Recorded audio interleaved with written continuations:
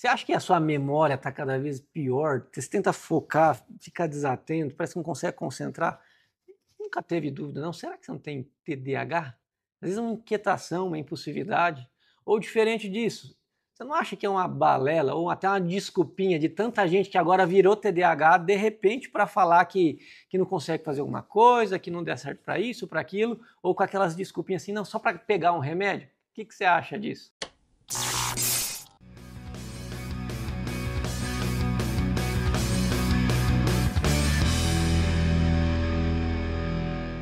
É justamente sobre isso que a gente vai falar hoje no episódio do podcast, desse podcast que é o Dignamente, porque ninguém foi feito para viver aqui na Terra sem saúde mental. É muito difícil você viver de forma digna, viver dignamente se você não tiver saúde aqui em cima. E hoje Deus preparou esse convidado ilustre aqui. Felicidade, é uma honra estar aqui com você, Uau. né? Não é possível que você não conheça. Você vai ter que procurar ele agora nas redes sociais. Esse aqui é o Simon, neurodivergente, psicopedagogo, alguém que sofreu na pele dificuldades terríveis por não ter sido diagnosticado na hora certa, ter alguns tratamentos controversos, o que acabou acontecendo por causa disso. E diferente de assumir uma capa assim de coitadinho, de meu Deus do céu, minha família me rejeitou e tal, ele foi lá, deu a volta por cima, não desistiu, e hoje ele tem a comunidade Divergente, com mais de 30 mil alunos que estão cada dia que passa sofrendo menos com esse tipo de problema. Tem a Clínica Div, que dá acesso, que democratiza não só a questão da educação para quem sofre, né, psicoeducação para quem sofre com quadros psiquiátricos, mas um acesso de qualidade a preço que cabe no bolso. Eu gosto de falar que é mais que a preços que sejam realmente acessíveis. Quando a gente fala de preço, às vezes o pessoal fica falando assim, mas na realidade a gente sabe o quanto a saúde mental é caro ainda no Brasil. Exato. Ter atendimento de qualidade. E para mim é uma honra ter você aqui, viu, cara? É uma honra mesmo. Nossa. Eu tô feliz, rapaz. Você fala que quem não conhece, mas quem não te conhece, né? Hein, obrigado, mas vamos lá. Carinho. Assim, eu sei um pouco da sua história, mas quem tá vendo agora precisa saber mais. E ali no Instagram, que você manda bem pra caramba, mas são aqueles videozinhos de 1 minuto e meio, não dá para aprofundar, né? Perfeito. Como que esse negócio aí que você sofreu antes, neurodivergente, qual que é a diferença? Qual que seria o oposto do neurodivergente? E entre os principais tipos, aonde você se enquadra? O neurodivergente é o cara estranho, é o anormal, é o transtornado? Eu acho estranho quem é normal. Entendeu? Quem é muito normal, para mim, é estranho demais. Eu não gosto de gente normal. Eu gosto de gente doida, entendeu? Que legal. E quando eu falo doido, não é no sentido pejorativo. Eu tenho propriedade de fala aqui, entendeu? Eu sou doido mesmo. Mas brincadeira à parte, neurodivergente é aquele que diverge, né? Ele diverge no funcionamento cerebral. Nós temos um funcionamento diferente das outras pessoas. E por que a gente é considerado estranho? Porque tudo aquilo que não está dentro de um padrão, né? Se eu cresço a minha vida inteira, eu olho para as pessoas ao meu redor. As pessoas ao meu redor é como se fosse um manual de usuário. Uhum. As pessoas do teu convívio, a tua família, no teu colégio, os padrões, que eles te dão um manual de funcionamento. Então, se eu olho para esse manual, eu não funciono de acordo com o manual, o errado, o estranho, o ET, sou eu. Né? Então, a vida de um neurodivergente, né, que tem um funcionamento neurológico diferente, ela é uma vida de uma pessoa em que ela sempre olha para o outro, para o externo, para o funcionamento padrão, e ela diverge daquilo. Ela funciona de maneira diferente. E a gente sofre. A gente sofre porque a gente vive num mundo que não foi feito padronizado para pessoas igual a nós. E aí, na realidade, a gente passa uma vida tentando se encaixar e se ajustar no mundo que não foi feito, não foi estruturado. E quando eu falo que o mundo que não foi feito, não foi estruturado, eu falo de relações de trabalho, eu falo de ambiente escolar, eu falo de maneiras e de códigos de conduta em que a gente realmente tem uma dificuldade de conseguir corresponder a essas expectativas. E a treta é que a sociedade olha pra gente, ela não espera que eu ache como um neurodivergente. Ela espera que eu ache como uma pessoa que não sofre de um transtorno. Então, quando a sociedade olha para um TDAH, por exemplo, ela não olha para o TDAH esperando que muitas vezes ele perca a atenção, que ele se regule emocionalmente. Ela age esperando que a gente corresponda às expectativas como se nós não tivéssemos um transtorno. Então, muitas vezes eu posso estar trabalhando numa empresa, né? E eu também tenho um transtorno bipolar. Não quer dizer que a gente vai falar sobre isso. Bipolar não é um cara que muda de opinião, não é isso, tá? Mas eu tenho momentos, em episódios, quando hoje eu estou regulado, medicado, graças a Deus, mas eu tenho momentos em que eu estou numa fase depressiva do transtorno bipolar, que eu não consigo levantar da cama, que eu sinto dor no corpo, né, juntas. E tem momentos em que eu estou no alto da montanha-russa e eu não durmo praticamente porque eu estou hiperprodutivo com 1 milhão de ideias e eu tenho certeza que eu vou resolver a maior treta da humanidade. Entendeu? Então, as pessoas elas não conseguem olhar para o nosso funcionamento e tentar entender. Então, muitas vezes eu já passei por situações em que eu trabalhava e as pessoas agiam de maneira... me tratavam e esperavam que eu agisse de uma maneira como se, por exemplo, eu sou uma pessoa de difícil convivência. Sim. Então, o fato de alguém saber que é neurodivergente não traz muita paz para a vida da pessoa, claro não. Que não. Porque por mais que a sociedade hoje tenha evoluído no sentido de inclusão, a expectativa da maioria... Isso. Cara, que massa. Não, sério, coitadinho, mas faz isso aqui que você tem que fazer igual todo mundo. Isso. Não é que não traz paz. Hoje me trouxe paz, ô Felipe, porque... Pode chamar de Felipe, né? Pode. Tranquilo. Hoje me trouxe paz porque hoje eu entendi o meu funcionamento e hoje eu banco o preço de funcionar do jeito que eu funciono. Tipo assim, tem gente que não vai gostar e pra mim tá tudo certo. Hoje eu tenho maturidade para saber carregar o fardo de ter um transtorno. Porque aí que tá o detalhe. E eu falo às vezes sobre isso e às vezes as pessoas não entendem muito bem. Porque você ter maturidade para carregar o fardo de sofrer e que quando eu falo fardo, gente, não é vitimismo não, tá? Se tem uma coisa que eu não sou, é vitimista. Já fui, hoje não. Quando eu falo fardo de você carregar um peso de um transtorno, é porque sim, você vai sofrer preconceito.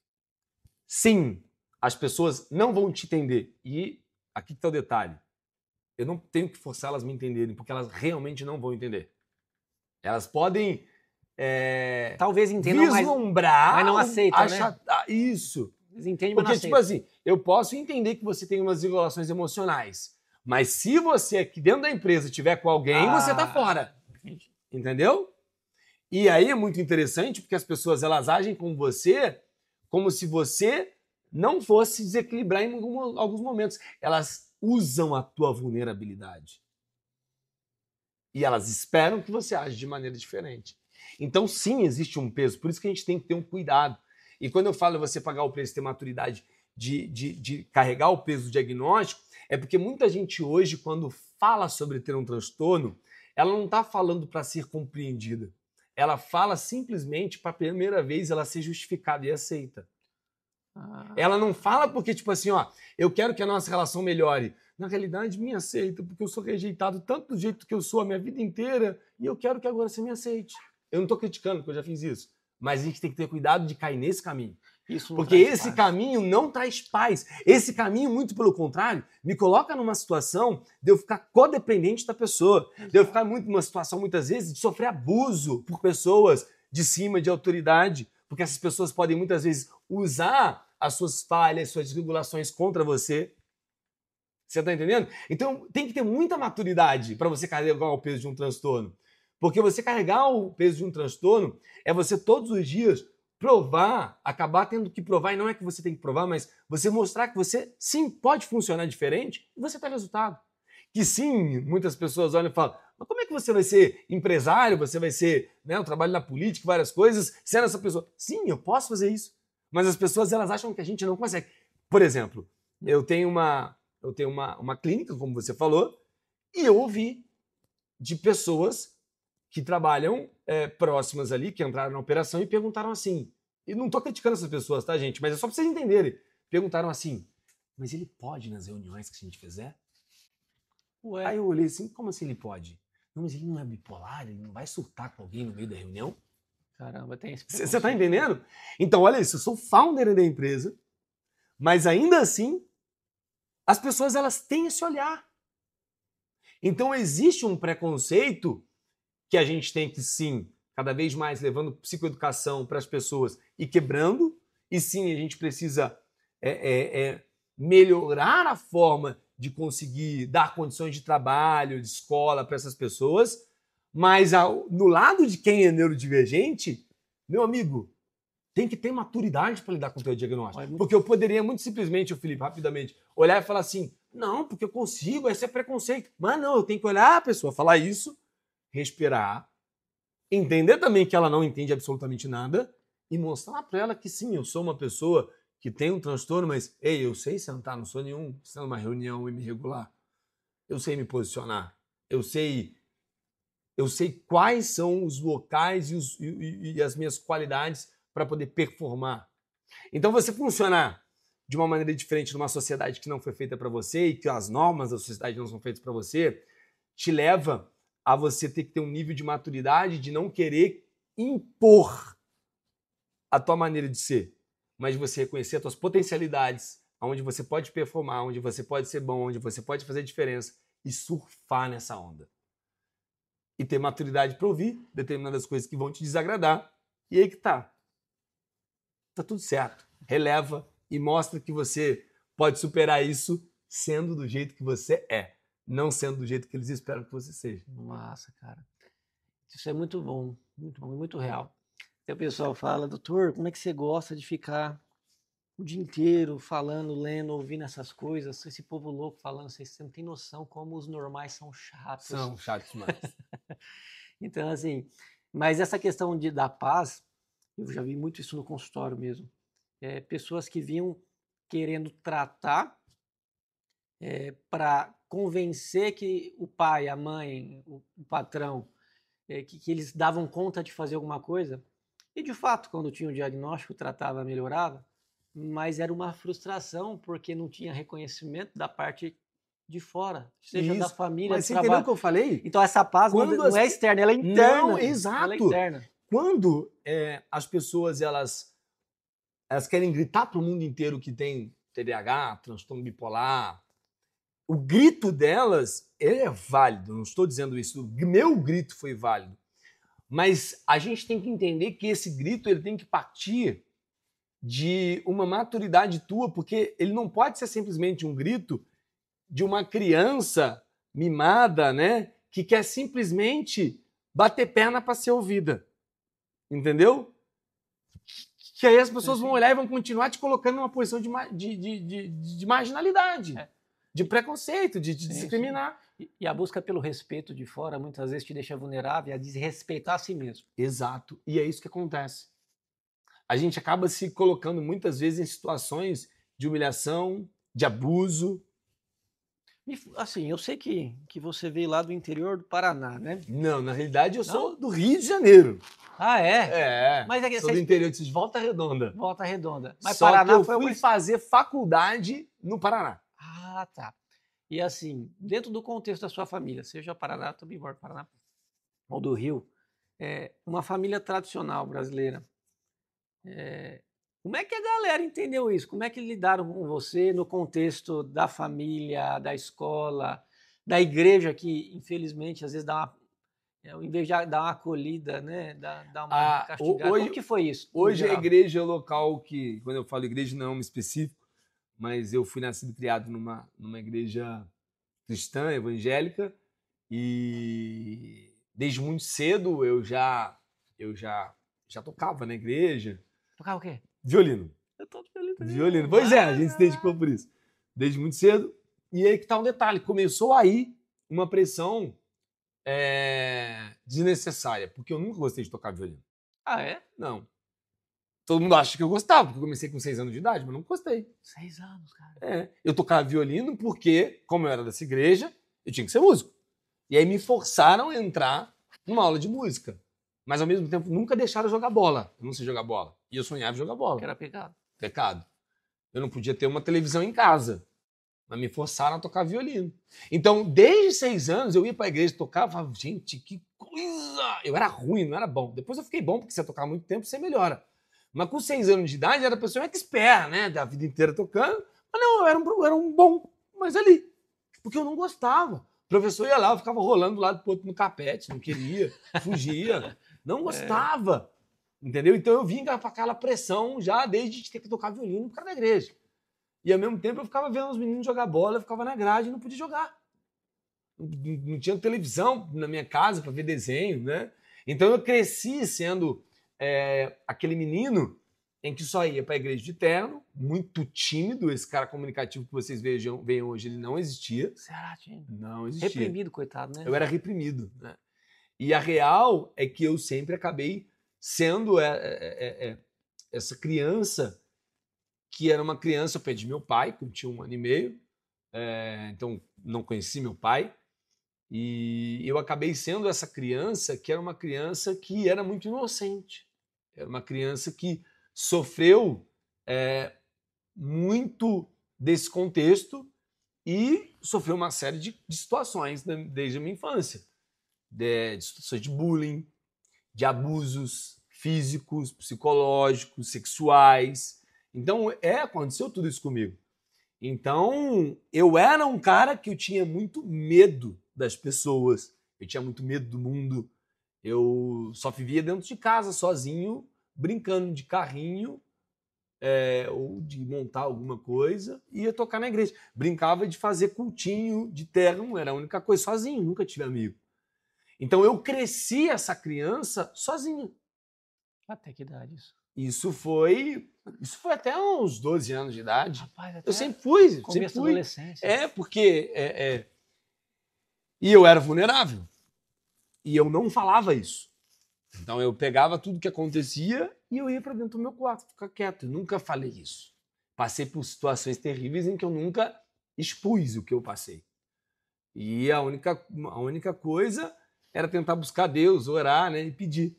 Até que chegou um dia, esse Simon que vocês veem hoje, né, ele foi um Simon forjado. Ele foi um Simon que eu construí na marra. Ele não existia, esse Simon. Eu era o de óculos no colégio, quieto, tímido, crente, que andava de terno, que não tinha televisão, que não sabia conversar de nada, que não jogava bola e que ficava excluído de todo mundo, não tinha grupinho de amigos e que sofria bullying pra caramba. Até que um dia, numa situação que aconteceu, eu estava no colégio e me colocaram numa roda, né, de amigos, assim, amigos. E aí fizeram uma piada comigo. Uma piada que tinha uma conotação bem significativa. E naquela piada eu sabia que qualquer resposta que eu desse era uma pegadinha. E iria me colocar numa situação constrangedora. E eu lembro que começaram a dar risada, eu saí, entrei dentro do banheiro muito nervoso. E eu não gostava de ir para o colégio. Eu não gostava de sair de casa. Eu não queria conviver com as pessoas, porque eu tinha vergonha, eu tinha medo. O mundo era muito hostil para mim. Só que aquele dia eu cansei. E aí aquele dia eu cheguei em casa, eu sentei em frente um espelho que tinha na minha casa e eu olhei e falei assim, você nunca mais vai ser esse cara. A partir de hoje você vai ser uma outra pessoa e você não vai mais aceitar isso. Eu tinha 12 anos, estava na 6ª série. E a partir daquele dia eu me tornei um cara comunicativo. Eu forjei essa personalidade de um cara extrovertido, comunicativo, e eu fui construindo ela. Então, a partir daquele dia, eu me joguei no mundo, no sentido de vou virar representante de sala. E eu vou ser eleito, as pessoas vão votar em mim, então eu vou pedir voto, eu vou falar, eu vou sair. Eu comecei a desenvolver esse cara de relacionamento, de não sei o quê, e papapá, e papapá. E aí eu virei o cara engraçado, o cara legal, o cara gente boa. E mudou, eu flipei toda essa personalidade e hoje me tornei o que eu sou. Todo mundo olha a minha comunicação e acha que essa comunicação sempre existiu. Não, ela não existiu. Isso não é da hiperatividade, então? Não, também tem o meu lado hiperativo do TDAH. Mas antes era uma inquietação. Mas antes era só uma inquietação. Isso. Eu era um inquieto, no meu mundinho, entendeu? Esse cara aqui, ele tem o traço da hiperatividade, mas ele não existia. Esse comunicador, esse cara que fala, que não é tímido nem nada, é o contrário. Então, e as pessoas, elas acham que, não, na realidade, eu forjei esse cara para que ninguém percebesse quem eu era. Vamos dizer, você criou um papel. Eu criei uma na máscara. revolta, na ira. Isso. Só que foi um papel que ele foi tão adaptado que ele foi. É como se um selo que incorporou em você, tornou parte de você. Isso. Porque colocaram um papel horrível em você, do reprimido, do recalcado. Então você tinha incorporado aquele papel, porque se você não pôde desenvolver. Já que o assunto é sobre papel, isso é muito interessante. Já que o assunto é o papel que você desempenha na oportunidade de vida que Deus te deu aqui na Terra, por que você não pode rasgar ou deixar virar a folha de papel da história de drama no passado, pegar uma caneta e começar a escrever num papel em branco daqui para frente, pregar no peito e seguir um presente e um futuro melhor, né, Mas cara? exatamente. Hoje eu olho para minha trajetória, olho para minha história, eu tenho muito orgulho dela, inclusive de tudo isso que eu passei, de abusos que eu passei, e dessas situações que eu passei. Não foram poucas, não foram fáceis, mas eu tenho orgulho dessa trajetória porque eu entendo que tudo que acontece na nossa vida, a gente tem que olhar como uma oportunidade, né? Se eu sempre quis, né, que a minha voz, se eu quero que as pessoas me ouçam, eu tenho que ter autoridade em alguma coisa. E se eu não faço o paralítico andar, essa autoridade ela vai vir da minha história, do que aconteceu comigo. Então, se hoje as pessoas me ouvem sobre uma pessoa que sofre de TDAH, do transtorno bipolar, de dependência química, que se posiciona hoje dentro da saúde mental, que tentou suicídio, né? Se as pessoas hoje elas olham para mim e eu tenho esse lugar, não foi porque eu falo sobre isso, porque eu sentei para estudar. Foi porque eu passei pelo vale. Eu passei, eu vivi. E nada te dá mais autoridade do que a tua história. Então, às vezes a gente olha a história de José do Egito. José do Egito, ele foi vendido pelos irmãos dele, ele foi escravo, ele foi acusado injustamente, ele sofreu pra caramba, né? E aí você pode olhar e falar assim, nossa, que Deus ruim castigando ele. Que coisa horrorosa!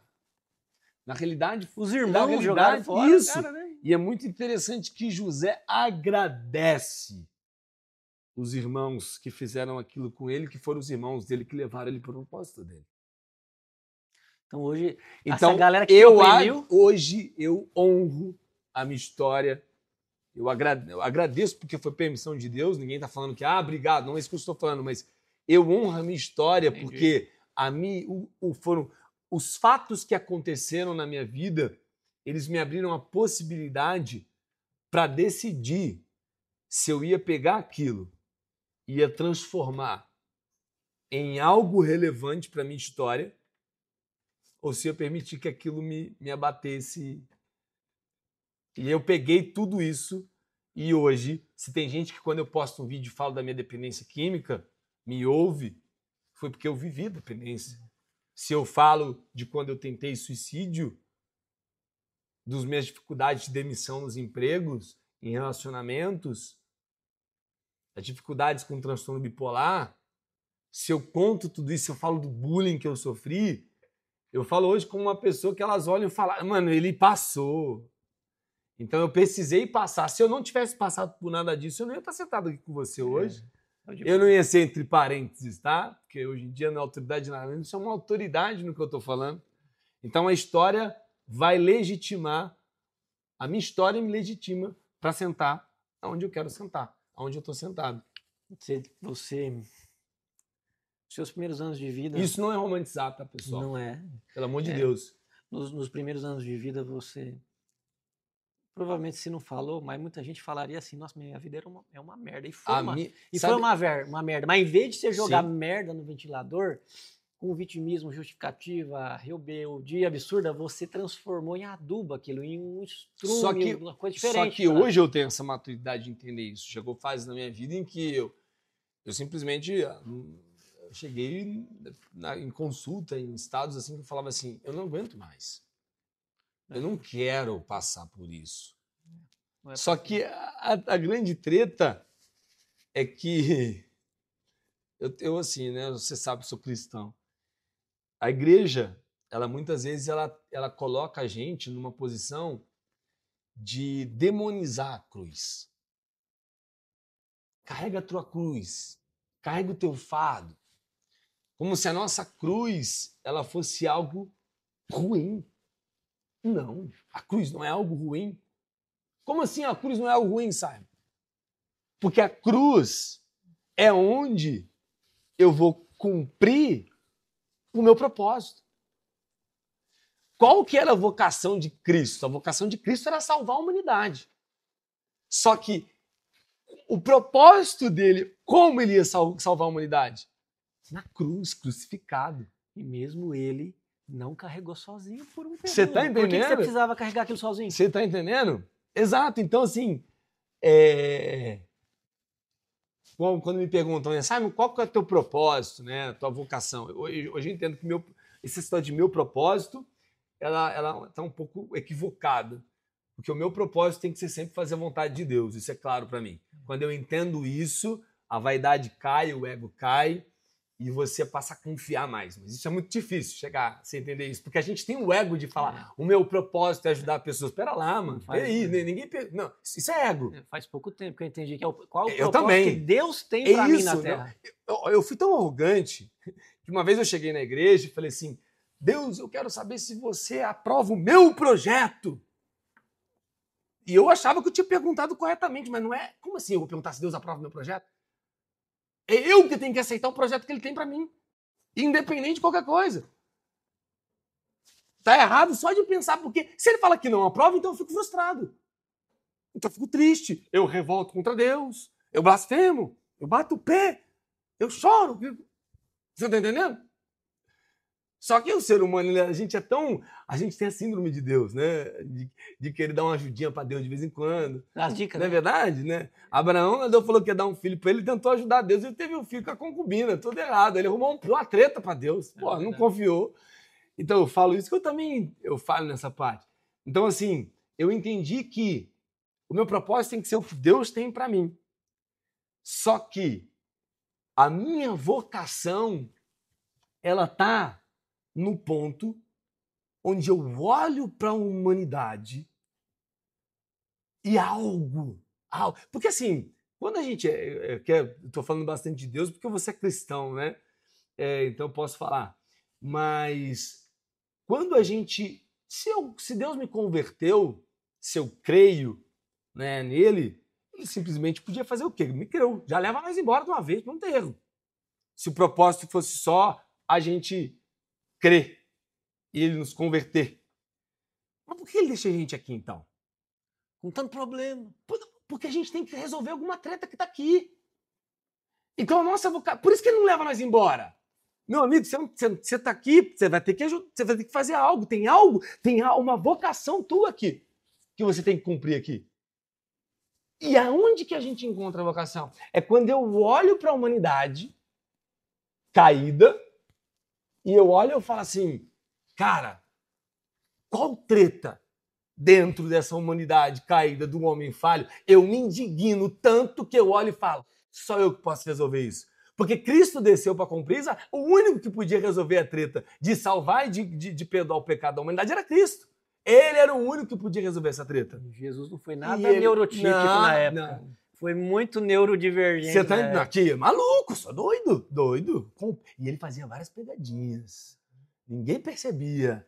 Ele é maravilhoso, eu acho interessantíssimo. Vai trocar ideia com ele no céu assim. Não, pelo amor de Deus. Então, a minha vocação está diretamente ligada a quando eu olho algo na humanidade, eu me indigno com aquilo a ponto de falar, só eu posso resolver essa treta. E geralmente E aí que tá. as pessoas acham que não tem poder de mudar nada, né? E eu cumpro a minha vocação passando pela cruz. Lá é onde eu cumpro ela. Aí quando a gente cumprir isso aqui, aí você pode ir embora. Mas é isso que é propósito e vocação para mim. Isso ficou muito claro, né? Então, hoje, eu acho que a maior dificuldade minha, e sempre essa vai ser uma grande dificuldade, é do homem, né? É em a gente conseguir entender isso e confiar. Olha, até você chegar nesse ponto que eu acho divino, assim, providência de Deus mesmo. Você deixou claro que você foi muito machucado. A galera gosta dos capítulos finais, né? Não. Mas teve muitos capítulos difíceis aí. Sabidamente, pelos estudos científicos, quem tem um transtorno de déficit de atenção com ou sem hiperatividade, principalmente com hiperatividade é pior, né? Tem maior risco de hipersexualização, vulnerabilidade sexual e também de envolvimento com substâncias ilícitas, drogas e tal. Você passou por esses infernos, Todos eles. Eu falo que eu tenho todas as comorbidades que um transtorno não tratado pode trazer. Vamos lá. Eu sofri de depressão, tentativa de suicídio, dependência química, e a minha dependência foi na cocaína, né? Que é sabido que a cocaína é a droga que libera dopamina.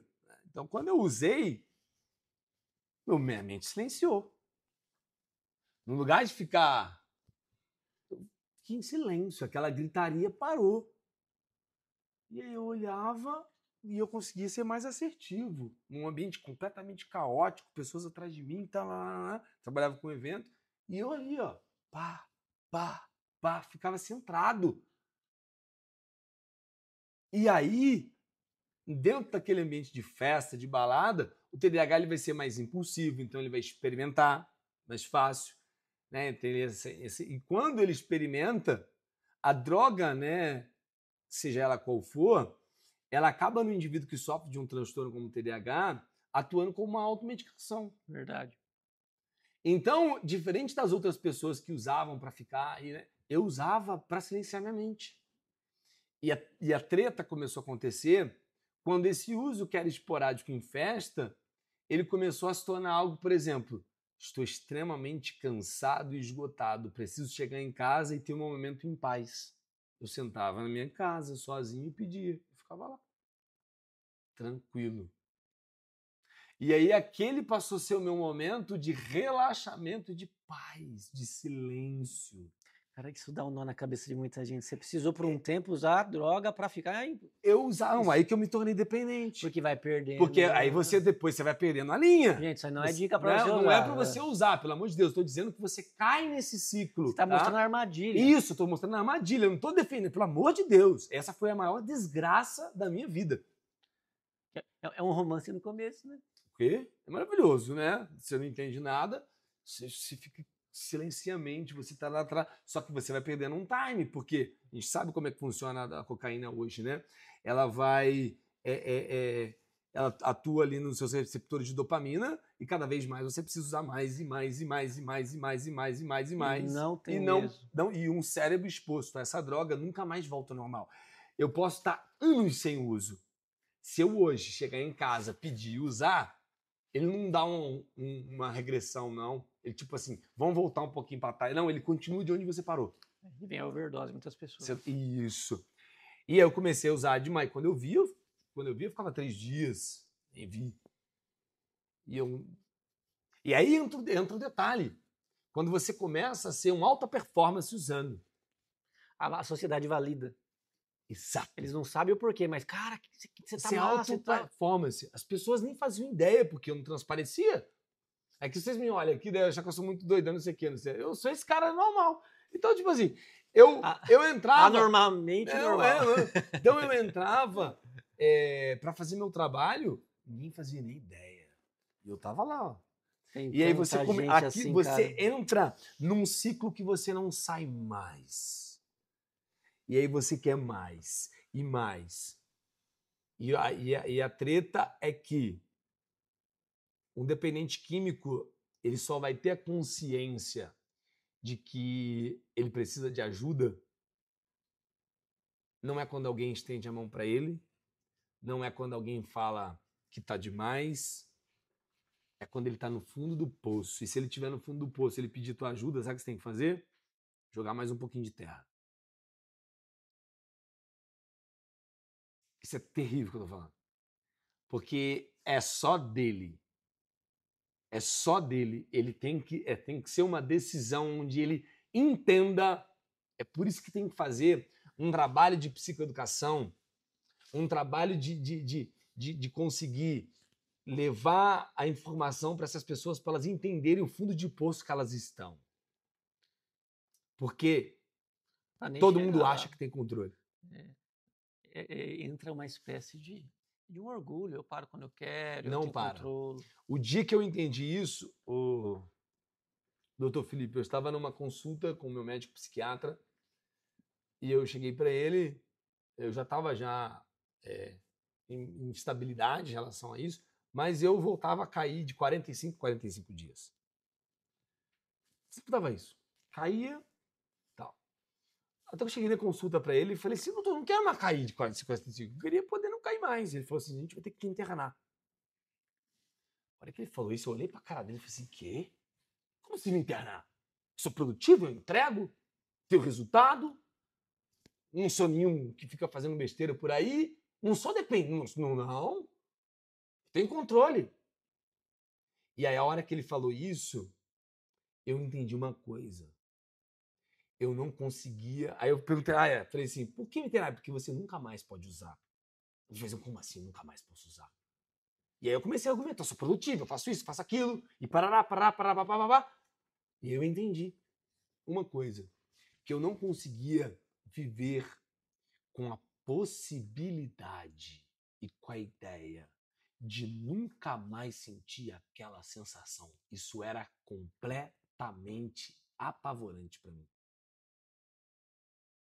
Agora, se você falasse assim, dia tal, você vai separar para isso. Eu vivia 3 meses tranquilamente, porque eu sabia que dia tal eu ia sentir a sensação. Eu não poderia conviver com a ideia do nunca mais. Aquele dia eu entendi o que é ser dependente.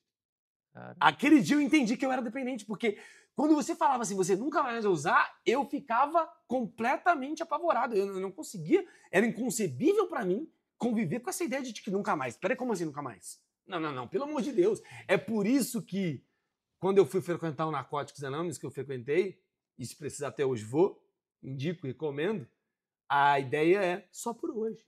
É só hoje. Amanhã, e aí no só por hoje, você vai estar pensando. Eu tô há 15 anos, eu tô há 20 anos. E é só por porque hoje, se eu falar nunca mais, o dependente ele não lida, ele não consegue com a ideia. E não é porque ele é um vagabundo, um noiado, um drogado. Não é por conta disso. Nós temos que olhar a dependência química como o problema de saúde mental que ela é. E a dependência química, ela muitas vezes, em pessoas neurodivergentes, existe uma pesquisa que mostra que 45% dos indivíduos que sofrem de TDAH e transtorno bipolar são dependentes de cocaína e heroína. Metade, cara. É muita gente. E tem... Perdão. 45% são dependentes dependentes químicos, de uma substância, e dentro desse contexto, 25% do geral é da cocaína. Você entende? Que é a substância que traz essa Isso é muito sério. Essa atenção, esse foco. Tem mais uma água, por favor? Isso é muito sério. Então a gente tem que falar sobre isso. Então você, pai, mãe, um pai e uma mãe que está ouvindo isso, achando que julgando o filho, para disso, nunca mais você vai poder fazer isso, achando que isso está ajudando. Só que ao mesmo tempo, a gente tem que colocar ele num tratamento e conseguir fazer esse indivíduo entender e assumir a autorresponsabilidade. Não achar que vai ser mágico. Não achar que você vai toda vez ajudando, pegando ele pela mão, porque ele vai precisar de um processo de ruptura de deserto sozinho para ele conseguir flipar isso. Se ele não passar por esse processo, ele volta. E ele volta, e ele volta, e ele volta. E é muito comum, eu vejo pais, eu atendo bastante para pessoas também com dependência química, eu vejo os extremos só, infelizmente. Mas porque pais que julgam... A dependência, você só consegue flipar ela quando você chega no extremo. É isso que eu quero dizer. é quando você quase morre, é quando você perde tudo, é quando a sua vida entrou num colapso que você nem percebeu. Porque um dependente funcional vai ser muito difícil ele conseguir sair daquilo, porque tá tudo dele, consegue organizar tudo. Essa foi a minha treta. Eu era um dependente funcional. Então eu precisei chegar no vale. Entender isso para conseguir flipar. Mas eu também vejo o extremo ruim, que é ruim por ser ruim mesmo. Porque o que você falou, eu já vi muitas vezes até dentro da própria família. Mas infelizmente, e tem que parar com isso, tem pais que vão dar suporte e não dão suporte, só julgam, condenam, criticam, acham que é uma baita má fé da pessoa, minha que família é a fez isso, eu amo minha família, mas minha família fez isso. E do outro lado, tem pais que querem ser muito bonzinho, financia, custeia, ele só cheira em casa, só usa em casa, e olha aí que não dá fazendo mal para ninguém. Isso. E consentindo com aquilo. Aí tem um dos pais que é o carrasco, aí a mãe, geralmente, mas também não é regra, defende, e amor de mãe, você sabe como que é, doutor, sim, e esse menino não serve para nada, doutor, o pai falando. E o cara, enquanto não tiver a oportunidade controlada, sem colocar em risco a vida dele, de chegar no caos do caos para falar, não dá mais, cara. Isso. Teve uma experiência real mesmo, real. Na família, ele gosta pra caramba de você. Ai, que bom. Ele vai saber, tio, você me expôs lá, expõe mesmo. Ele teve um momento muito, muito complicado na vida dele. E menino prodígio, cara. Prodígio. É um dos mais inteligentes da família, só que o cara neurodivergente. Ele não gostava de cor de gado, dessas coisas. Ele curtiu um skate, essas coisas, mas a mente dele criava soluções para coisas que ninguém nem imaginava. Assim, o dia que quando ele entrava, e era difícil entrar sem tratamento, no hiperfoco, ele fazia obra-prima, um negocinho assustador. E você tem muito talento, tal. Uhum. Só que daí chegou uma hora que não sustentou mais, porque o cara que tem muito talento e enterra o talento, ele é enterrado pelo talento. Perfeito. E ele estava precisando ser enterrado. Teve o aniversário dele, que daí capturaram ele lá, estava meio perdidão lá, conseguiram capturar. Aí todo mundo, ai, que bom que ele está aqui e tal, e tava fazendo bem difícil. E comemorando aquela vitória, de ter levado ele para comer um bolinho tal, com a família. Aí todo mundo foi dar parabéns, hora do parabéns. Ele sentou do meu lado, assim. Falou assim, ó, o tio vai dar um feliz aniversário diferente para você hoje. Você acabou de entrar em mais um ano de vida. Eu não quero que Deus te abençoe esse ano, não, cara. Eu quero que você se ferre esse ano. Que você chegue no fundo do poço. Eu quero que seja o ano mais desgraçado da sua vida. Que todo o potencial que você tem, você tá jogando fora, você tá enganando todo mundo, até a si mesmo. Mas eu confio em você. Que a hora que você estiver lá no fundo do poço, a hora que as pessoas começarem a jogar terra em você, você vai entender uma coisa. E quanto mais terra jogam em alguém que está no fundo do poço, eles esquecem que você começa a pisar a terra e você começa a sair do poço. É isso aí. Primeiramente Deus, que depois em oração eu pedi a Deus para cuidar dele, assim, sabe? Eu tinha essa intimidade, porque não quer dizer que vai dar certo para as pessoas, mas eu desejei isso para ele. Depois passou um tempo, ele falou, tio, você não tem noção como eu quis bater no senhor aquele dia. Mas foi o pior ano da minha vida, tio. E eu entendi que só tinha um caminho, que minha vida estava tão vazia, e eu comecei a procurar Jesus. Eu tive um encontro com Jesus. E hoje ele lê a Bíblia mais que eu, tá produtivo, mas não tá zero disso. Tem TDAH, eu falava, vocês têm que levar esse menino no médico, porque é complicado, né? O tio médico. Cara, Parou de procurar o escape, mas isso que você fala é real. Tem gente que tá tão ruim que infelizmente tem que piorar para dobrar o orgulho e ver que só tem uma coisa a fazer daqui para frente, que é sair da fora. Às vezes não é nem o orgulho, né? Às vezes cegueira, sei lá. É uma cegueira, é porque ele tá tão imerso naquela situação que ele não consegue enxergar. E conforme a gente vai, às vezes, tentando ajudar de uma forma não consciente, a gente acaba se tornando um colaborador daquela dependência, sem perceber. Então, no caso de dependência, tá, pessoal, que a gente está falando, tem que ter muito cuidado com relação a isso. Mas a treta é que indivíduos que sofrem de um transtorno como o TDAH, eles são mais impulsivos, eles são hiperativos, né? Eles têm essa busca constante por novidade, por estímulo, e a droga ela acaba preenchendo todos esses espaços. E a real é que uma pessoa que sofre de um transtorno, muitas vezes, são pessoas que... Como é que eu vou explicar isso? Mas o quem eu sou, ele acaba sendo borrado e manchado por sintomas de um transtorno. Uma confusão da E identidade aí com eu sintomas. não sei quem eu sou.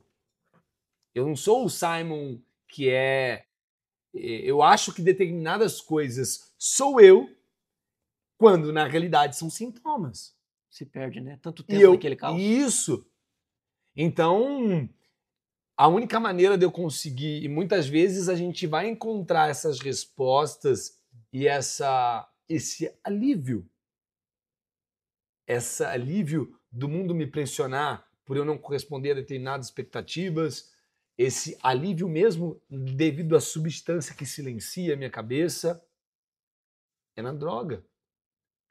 E ela se torna, assim, uma válvula de escape.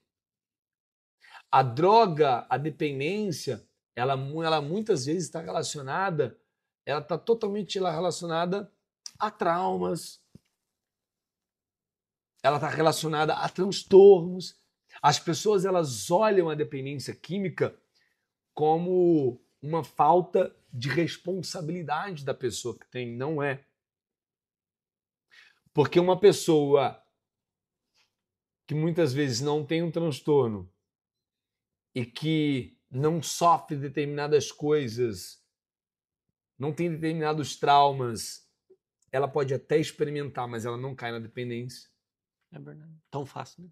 Tão fácil, né? Entende? Então, há indivíduos que, se uma pessoa ela sofre de uma dependência química, vamos pesquisar, vamos analisar que ela com certeza ela tem algo que não foi resolvido, de abuso, de trauma, né? E ela com certeza vai ter um transtorno. Faz muito tempo eu li um estudo que falava... E eu não estou falando isso, só estou falando de científicos. Não é, né? Exato. Ele falava assim que fizeram esse estudo científico com usuários, né? Drogas diversas, aí, álcool, drogas diversas, listas e listas. E verificaram, cara, que cerca de 80% dessas pessoas tinham um diagnóstico psiquiátrico prévio à dependência. Exato. Mas como que é esse estudo, então? Eles foram lá nas famílias, não foi só na pessoa, nas famílias. Como é que era o Simon antes disso tudo aí? E tal, tal, tal, e tal, tal, tal. Como é que você era, Simon? Tal, tal. Rapaz, você sabia que se você tivesse sido atendido por um bom psiquiatra, você receberia o diagnóstico de TDAH? Deixa eu te falar.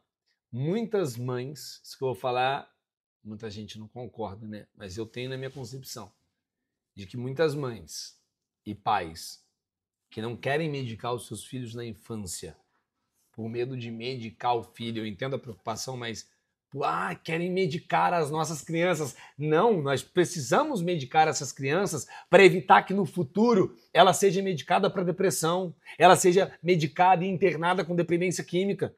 Sofra menos bullying, menos trauma. Sofra menos bullying, menos trauma. É isso que a gente tem que entender. Porque eu tenho certeza que se eu tivesse tido meu tratamento, se eu tivesse entendido, compreendido como é funcionado, eu não tinha passado por tanta dificuldade como eu passei. Poderia até ter aprendido bastante, mas sem ter sofrido tanto. Isso. Então, sim, a dependência, ela muitas vezes ela não é a causa, ela é o sintoma. Essa espécie de automedicação. Depressão, ansiedade, como a galera tem isso, principalmente homens que tem, queira ou não, é um orgulho de procurar tratamento. Cara. Aí vai no jogo, vai na bebida, que dá aquela aliviada. Isso! Doutor, eu caí na bebida porque assim, eu era tímido, cara, me dava um tuk-tuk, não conseguia chegar nas meninas, não conseguia fechar um negócio. Perfeito! Quando eu tomava, eu ficava bem, só que eu também, eu bebia quando eu era adolescente, doutor Felipe, que assim, tanto que eu tive como alcoólico com 15 anos, né? Que perigo. Com 16. Por quê? Porque o TDAH também é aquele cara que é o seguinte, ó, você falou pra ele, chega, vamos embora, ele chega aonde? Não, eu quero mais. Ele só quer mais, ele não tem um limite. E aí, você imagina, o cara que era tímido, que tinha dificuldade, o cara que sempre quer mais, quer mais, quer mais. Eu caí como alcoólico já com 15 anos. As garotas, meninas que sofrem do TDAH, elas engravidam mais cedo. Sim, sim. É comprovado. Com 15, 16 anos de idade. 3 vezes mais doença sexualmente transmissível. Real. Isso não sou eu que estou falando, é pesquisa, né? Nós estamos falando, olha que doideira isso. Uma pesquisa feita na população carcerária da Inglaterra.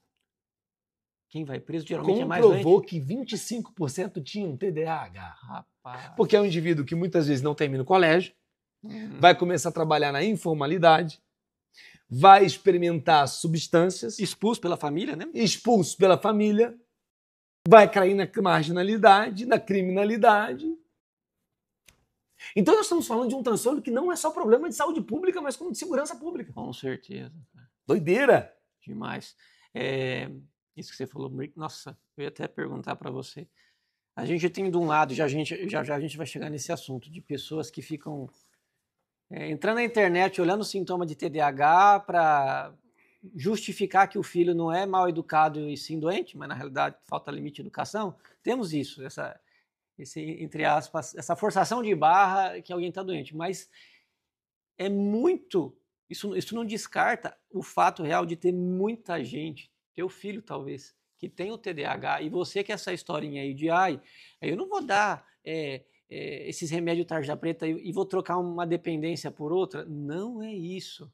Até porque a gente estaria falando de, mas eu já escutei isso assim, cara. Né, mas se remédio fosse bom, farmácia no Brasil não chamava drogaria. Por favor, né?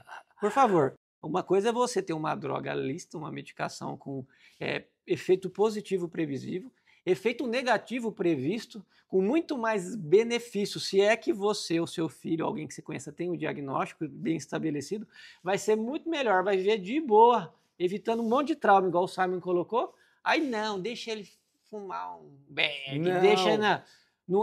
Essa semana mesmo eu atendi uma mãe de um paciente, e, cara, um TAG, né, uma ansiedade, um transtorno de ansiedade generalizada secundário, consequente de uma vida de merda por ter TDAH. Com certeza. E ido para cannabis. Avaliei ele e falei assim, mãezinha, ela, mas eu acho que não é TDAH não. Primeira consulta, falei, se a gente vai descobrir, tá? Deixa eu limpar o mato alto aí, que agora quer essa ansiedade, vamos ver o que sobra. E sobrou um baita de um déficit de atenção, cara. Só que eu falei para ela, enquanto eu não tratar a ansiedade, eu não posso colocar psicoestimulante. Só que daí, sai uma hora que eu fui colocar Não, tem que ter uma juba de leão, tem que ter um trem, tem que ser que lá, sei que lá. É juba de leão, cara. É igual cúrcuma. Eu não sei o quê. É uns negócios que os pessoal às vezes pedem aí que não está comprovado, que eles acham que vai substituir o medicamento. E mesmo que em parte desinflame, mas não vai fazer esse milagre que você está achando que vai acontecer. Não, isso sim. É por isso que chama suplemento. Né? Ela não vai desempenhar o papel como medicamento, ele desempenha no indivíduo. E a gente sabe que os medicamentos para TDAH são os mais assertivos na psiquiatria. Exato. Com benefício em 1h30. Exato!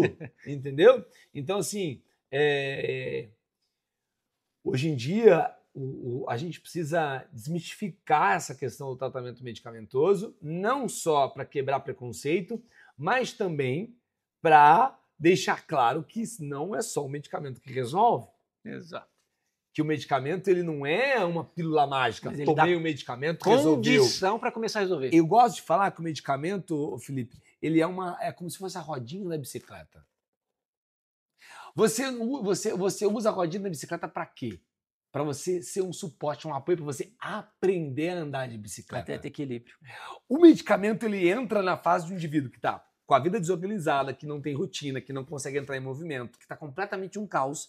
Ele entra para quê? Para regular essa produção de neurotransmissor, para que eu consiga entrar em movimento, definir prioridade, focar, estabelecer uma rotina mínima e, a partir daí, conseguir mudar o meu hábito, comportamento e meu estilo de vida. Um TDAH, ele só vai conseguir mudar o hábito, estilo de vida e mudar comportamento medicado.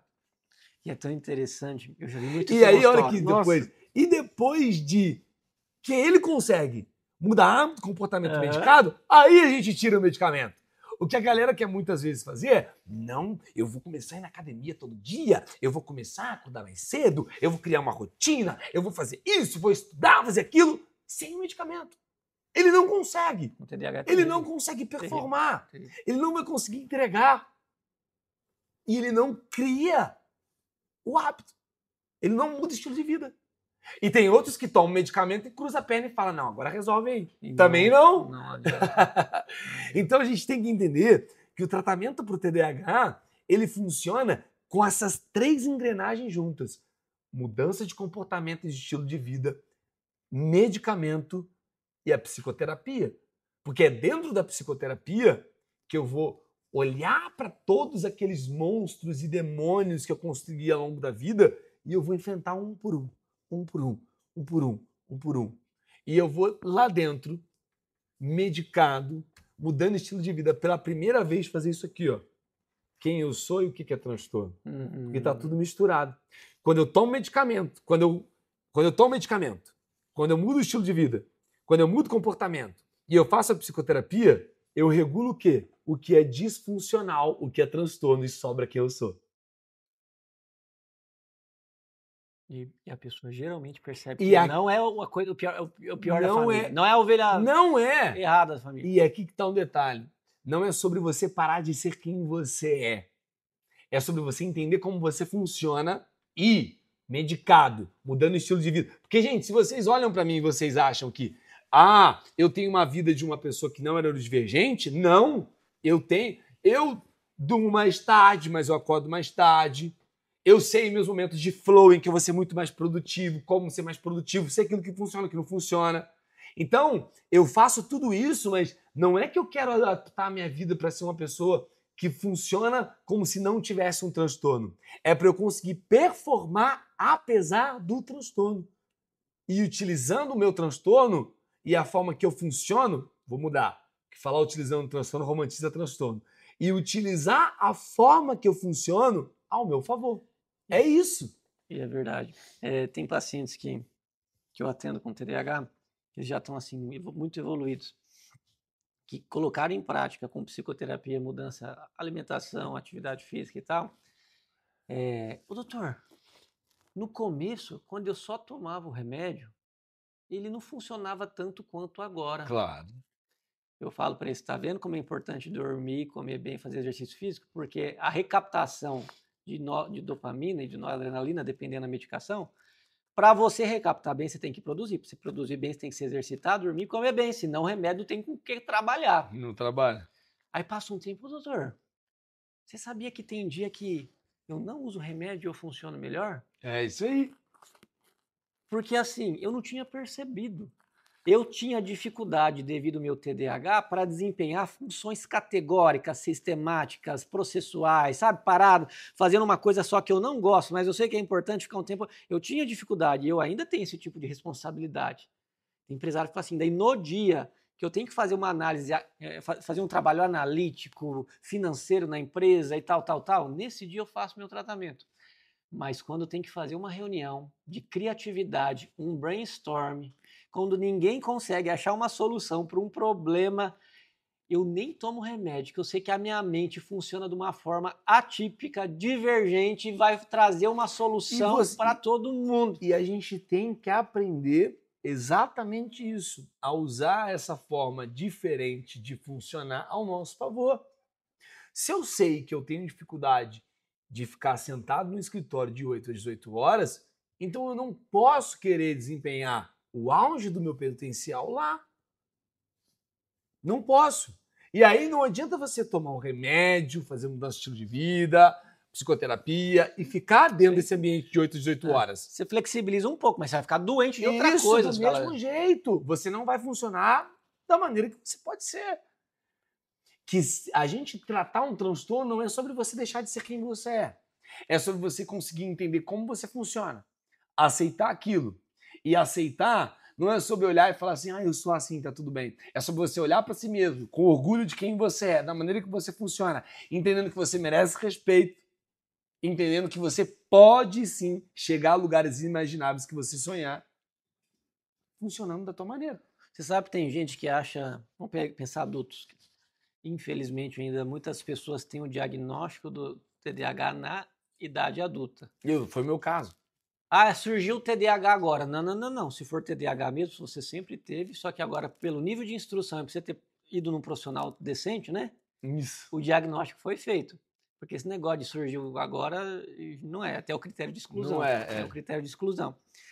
Aí a pessoa... Mas tem gente que, apesar do diagnóstico, acha que é sinal de fraqueza. Cara, o que você tem a dizer para essas pessoas que eu não vou tomar essas coisas, não, eu sou do jeito que eu sou, isso é sinal de fraqueza. O que você tem a dizer para a gente adulto que poderia, a partir do que está escutando agora, assumir a responsabilidade, mas isso aí não é Eu pra sei o mim. que é isso, porque essa semana aconteceu uma situação, o Fernando tá aqui, não me deixa mentir.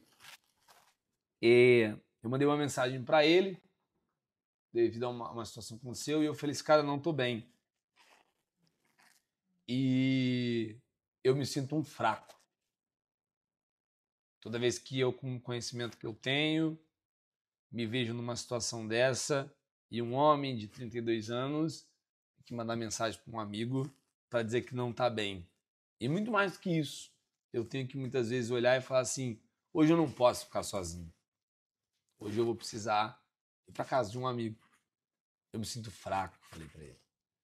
Tenho vergonha. Mas eu sei que eu preciso falar isso, preciso pedir ajuda. A gente se sente fraco porque o homem, principalmente o homem não pode chorar. O homem não pode ter medo. O homem, ele tem que simplesmente, sabe fazer o quê? Ele tem que pegar as treta toda que tá acontecendo, jogar no peito, falar eu consigo, carregar calado e resolver. Isso é uma masculinidade tóxica. Mentirosa, fajuta. Mentirosa, fajuta. Porque ninguém aqui está falando sobre ser vítima, sobre ficar em comiseração. Eu não fiquei me colocando como vitimista e me comiserando com ele. Simplesmente eu falei, eu admiti, eu falei, eu me sinto fraco. Mas o eu me sinto fraco não era porque eu era fraco. Era porque a gente vive num mundo que julga uma pessoa que sofre de um transtorno, sim, eu tenho dificuldade de regulação emocional. Sim, se algo acontecer que esse algo me afeta, ele vai me afetar de uma maneira muito mais forte do que afeta uma pessoa que não tem o transtorno. Sim! Sim, devido a todo o meu histórico, determinadas situações da minha vida, elas podem me colocar assim numa situação de ter recaída. Sim! E eu funciono dessa maneira. Eu tenho essas situações e todo esse contexto de comorbidade. Então, fraco é quando eu não reconheço que vão ter momentos em que eu vou precisar pedir ajuda. Porque a gente entende que o fato da gente cair e pedir ajuda, de eu ser homem com 32 anos, de eu ser uma referência em saúde mental, eu acho, então, que eu sei resolver tudo sozinho. Antes de mais nada, eu sou humano. Exato. Antes de mais nada, eu caio, eu sinto, eu posso chorar como qualquer pessoa. E chorar não é sinônimo de que eu sou uma vítima e comiseração, não. Eu posso chorar, mas ao mesmo tempo eu posso sacudir a poeira, falar que preciso de ajuda, levantar e dar a volta por cima. Porque se eu não faço isso, sabe o que acontece? Eu caio de novo na droga. Eu fico de novo 2 dias usando e eu caio. E aí eu entro numa depressão. E aí daqui a pouco eu volto pro meu vício. E aí daqui a pouco eu perdi minha empresa, perdi minha família, perdi relacionamento, coloquei tudo a perder porque eu não soube reconhecer que é humano pedir ajuda. Não é fraqueza, não é falta de masculinidade. Não é fraqueza, é falta de não prudência. É por conta. Excesso de orgulho. Exato. E a gente tem que entender que tá tudo certo. Eu posso pedir ajuda, eu posso chorar, eu posso ser vulnerável. Isso não é sobre ser fraco. Fraco é eu ser tão orgulhoso a ponto de achar que posso resolver sozinho e cair e perder tudo. E ainda atrapalhar. E na realidade esse fraco, coitado, ele foi fraco tentando ser forte. Na cabeça dele ele estava fazendo certo. Não precisa viver assim. Não precisa. Lembrei até do apóstolo Paulo. Quando estou fraco é que estou forte. Porque ele reconhecia a necessidade de depender de Deus, de procurar... Apóstolo Paulo tem uma passagem que é maravilhosa. Porque ele fala exatamente isso. Ele fala, Deus, porque o bem que eu quero fazer eu não faço, e o mal que eu tanto renego, eu repito. Algo nesse sentido. Isso mesmo. Por quê? Porque o ser humano, ele vive exatamente essa incongruência. A gente vive toda hora querendo, sim, melhorar e tal, mas a gente tem, aí a gente entra para a parte mais cristã, a gente tem dentro do nosso DNA o DNA caído, do pecado. E esse DNA, ele tá dentro do nosso, é instinto nosso, ele vai puxar a gente. E se eu não entender que eu tenho esse espinho na carne, como foi de Paulo, Senhor, me livra desse pecado, me tira disso aqui. E Deus olhava para ele e falava, não posso te tirar, porque se eu tirar você, esse espinho da carne, tu vai esquecer de mim. Eu preciso que todos os dias você sinta, que todos os dias você sofra, que todos os dias você caia de joelho, para você lembrar que eu estou aqui, que senão eu perco você. Eu te amo tanto que eu não posso tirar. Então o ser humano, ele tem que ter essa coisa, e é muito louco isso, porque é isso que nos coloca na total dependência de Deus. Então, por mais que pedir ajuda, doa para alguém, é essa dor que te protege.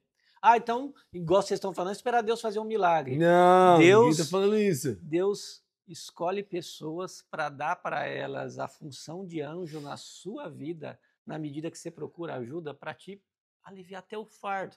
Você falou que a gente tem que carregar a cruz, mas Jesus falou que nosso fardo é leve. Na verdade, o fardo dele, porque quando você carrega a sua cruz junto com ele, junto com quem ele prepara para cuidar de você, essa cruz, esse fardo, não começa a ficar suave. Exato, mas é isso que o jugo suave, o fardo leve. Você está passando uma situação e você fala, eu estou tranquilo com isso aqui, porque eu confio. Eu estou tranquilo com isso aqui, porque eu entendi. Não preciso resolver sozinho. Não. Eu posso confiar, posso esperar. E aí você ter pessoas na tua vida que realmente te tragam essa estabilidade, porque tem pessoas também que a gente tem que ter uma maturidade para isso, mas é um papo para outra conversa, de conseguir identificar essas pessoas.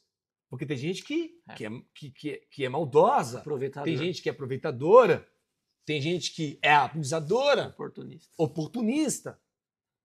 E a gente tem que ter essa cuidado também de saber como e com quem eu vou me permitir ser vulnerável. Até nisso o tratamento ajuda.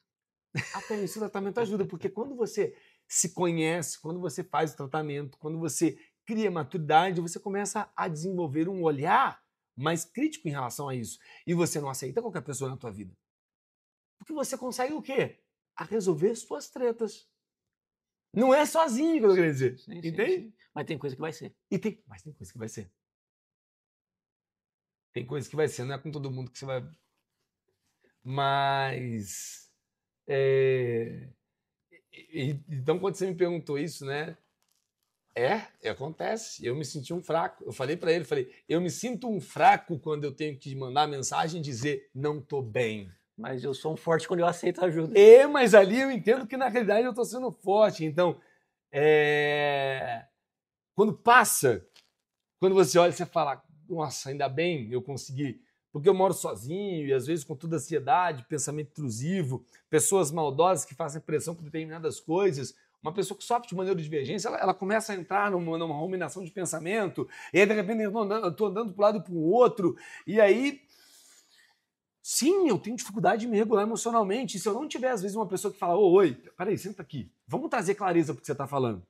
Aí, ó, aí eu vou vendo que não é daquela maneira, eu falo, porra, mano, valeu, pronto, lidei. Só que se eu não entendo isso naquele momento, se eu não tenho maturidade de dizer que eu posso chorar, que eu posso pedir ajuda, sem ser comiseração e vitimismo, se eu não entender essa dinâmica, eu vou querer ser forte e eu vou resolver de uma outra maneira. Uma dependência, um álcool. E por aí vai. Pior, que legal isso.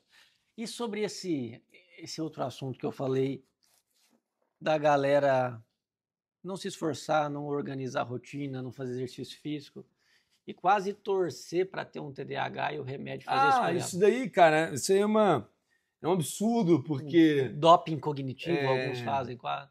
É um absurdo, porque, cara, se a gente for começar a olhar, vamos pegar para dados técnicos, tá? É sabido que apenas, 5% da população vai ter TDAH, para começar. 5 a cada 100, tá? De um jeito que parece que 70 a cada 100. Hoje em dia todo mundo tem.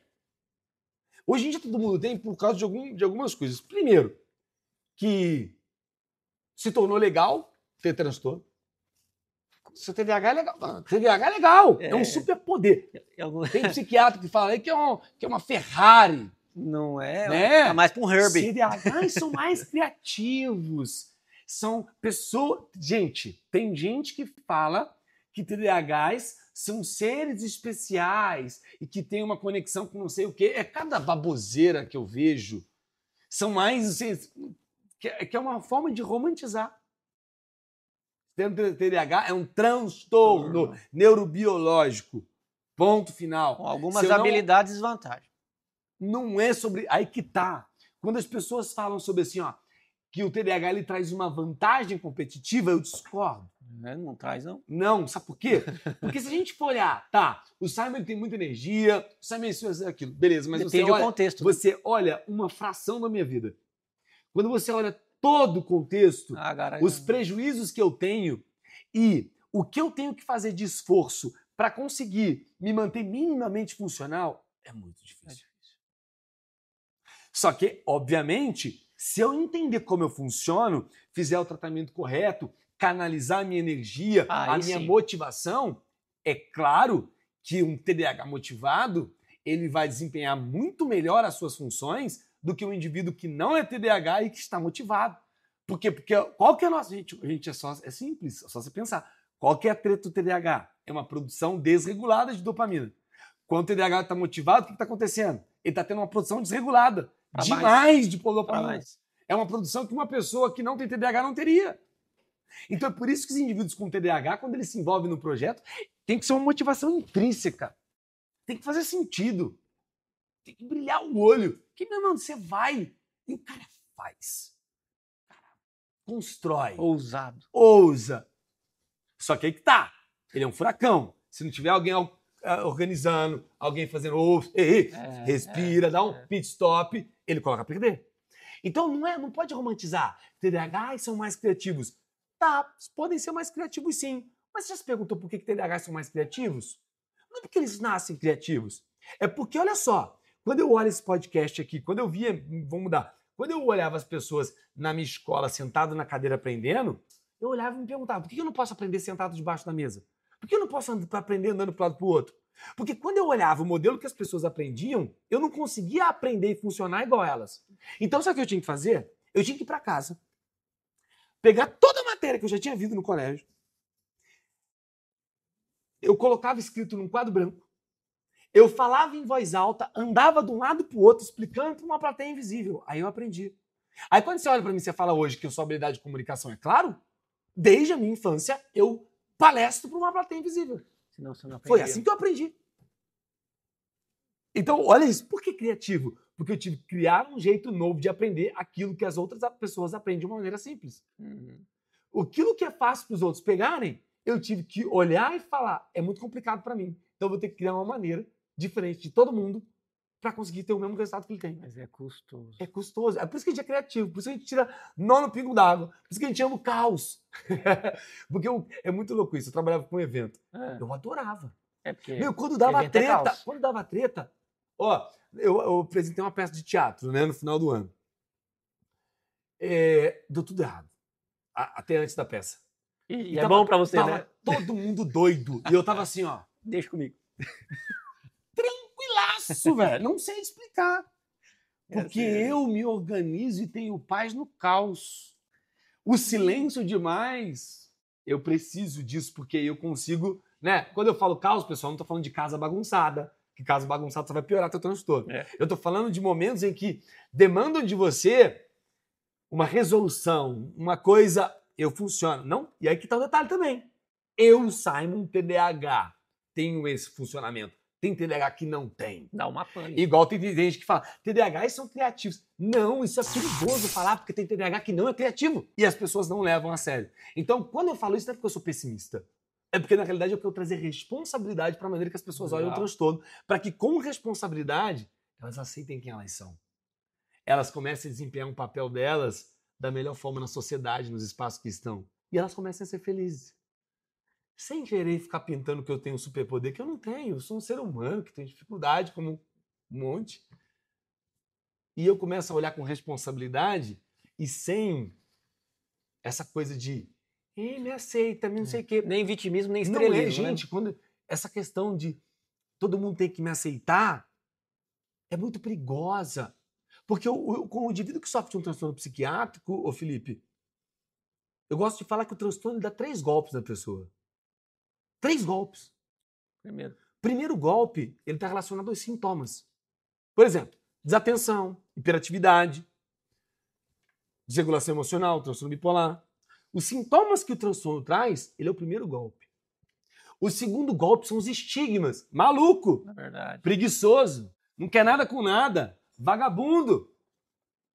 O terceiro golpe é uma mentalidade que você desenvolve devido a toda essa concepção e estigma que você criou ao longo da vida. Porque se eu sou preguiçoso, eu não preciso me esforçar muito. Pra quê? Eu não consigo aprender. Se eu não consigo parar sentado, eu não vou conseguir, não vou nem tentar. Então, eu começo a desenvolver uma mentalidade negativa que me coloca numa posição de vitimismo e comiseração. Ai, tenho pena de mim. Eu tô sofrendo. Eu não consigo. Eu não faço. E sem querer você entra numa composição de comiseração e vitimismo que para você sair dali é muito difícil. Então, por conta do quê? Não tô culpando essas pessoas. Por conta desses 2 golpes que eu falei. Por conta dos estigmas. Por conta dos sintomas. Ele acha que ele é aquilo. E para ele sair dessa mentalidade é muito difícil. Muitas pessoas perguntam para mim assim, eu queria não ter nascido com o transtorno que eu tenho. Aí, às vezes, me acho insensível quando eu falo, mas não nasceu. E aí? A treta não é o que eu nasci. Não é... A treta, perdão, não é sobre... Exato, não é sobre aquilo que eu nasci. A treta não é o meu TDAH. Oi. A treta é de que maneira eu vou usar a ferramenta que eu tenho. Porque se eu ficar olhando só pro TDAH que eu sou desatento, que eu tenho desregulação emocional, que eu sou hiperativo, que eu falo demais, que eu corto as pessoas, eu posso melhorar tudo isso.